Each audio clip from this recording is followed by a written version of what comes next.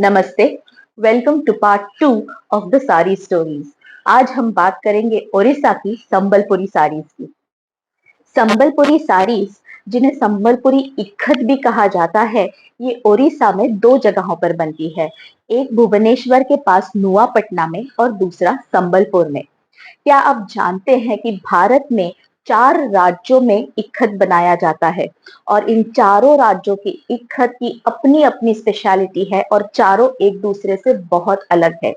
लेकिन आज हम जिस इक्खत की बात करने वाले हैं वो है संबलपुरी इक्खत, जिसे संबलपुरी बांधा भी कहा जाता है। इसकी बुनाई जो है वो बहुत ही अलग तरीके से बनाई जाती है। It is a very unique style of weaving. Sambalpuri ikat में डिजाइन के अकॉर्डिंग धागे पहले डाई किए जाते हैं और फिर उनकी बुनाई होती है। इसी तरह से अलग अलग पैटर्न्स, जैसे कि मैंने जो आज पहना हुआ है, ये पासपल्ली पैटर्न कहते हैं, which is a chequer board pattern, which is a very characteristic weave of the Sambalpuri इक्खत।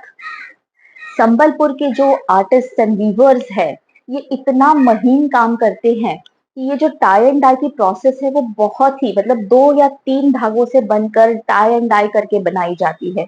इससे क्या होता है कि not only geometric patterns but curvy linear lines, circles, ये भी बहुत अच्छी तरह से डिफाइन होते हैं।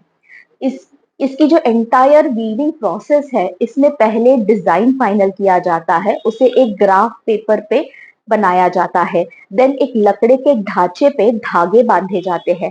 देन उन धागों को डिजाइन के अकॉर्डिंगली टाई किया जाता है एंड देन डाई करके सुखा के फिर इसकी जो हैंडलूम है उस पे इसकी बुनाई होती है। ये इतना डिफिकल्ट प्रोसेस है because the artist have to focus and concentrate, because वो धागे ऑलरेडी प्री डाई किए हुए हैं। अगर जरा सी भी गलती होती है तो डिजाइन पूरा उल्टा पुल्टा हो जाता है। And that is the reason why the Sambalpuri ikat saris are very very finely woven saris and they look very beautiful as well. Sambalpuri saris cotton में, सिल्क में, टसर में, अलग अलग फैब्रिक्स में बनाई जाती है। जो मैंने आज पहन रखी है वो कॉटन की संबलपुरी साड़ी है। संबलपुरी साड़ीज का पैटर्न यूज करके, if you see this chequerboard pattern, ये और एक स्पेशलिटी है उड़ीसा की, जिसे बोमकाई साड़ी कहा जाता है। ये बोमकाई मेरे पास सिल्क में यहाँ पर दिख रही है आपको, and it is using the same chequerboard patterns of the Sambalpuri sari. इसकी एक विशेषता ये है कि इसकी जो बॉर्डर्स है ये थ्रेड वोवन होती है, और वैसे ही इसका पल्ला भी थ्रेड वोवन होता है। If you see the back side of the पल्ला, आप यहाँ पर देखेंगे कि थ्रेड्स घुमाकर यूज किए गए हैं। यूजुअली हैंडलूम्स पर जब वीविंग होती है तो वीवर्स थ्रेड्स घुमाकर यूज करते हैं, और जब आपको पीछे की तरफ ऐसे थ्रेड्स दिखाई दे तो ये समझना चाहिए कि ये प्योर हैंडलूम की साड़ी है।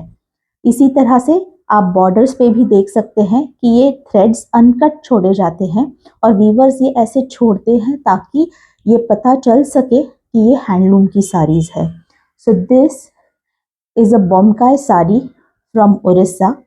ये जीआई टैग साड़ी है क्योंकि इसकी ओरिजिन बोमकाई नाम के विलेज में हुई है उड़ीसा के। So this is another speciality from Orissa. Well, अब आते हैं इस साड़ी की पर्सनल स्टोरी पे। My friend was transferred from Mumbai to Orissa and उसके इंसिस्टेंस पे हमने उड़ीसा का ट्रिप प्लान किया। We visited Bhubaneswar, we stayed with her, we had a wonderful darshan of Jagannath Puri and we also had the opportunity to explore the local markets. और वहीं से ये सुंदर इक्खत की, संबलपुरी इक्खत की साड़ी मैंने अपने वार्डरोब में ऐड करी है। If you also observe, I am wearing a beautiful silver earring जो जालीदार सिल्वर के काम से बनाई गई है। The ring that I am wearing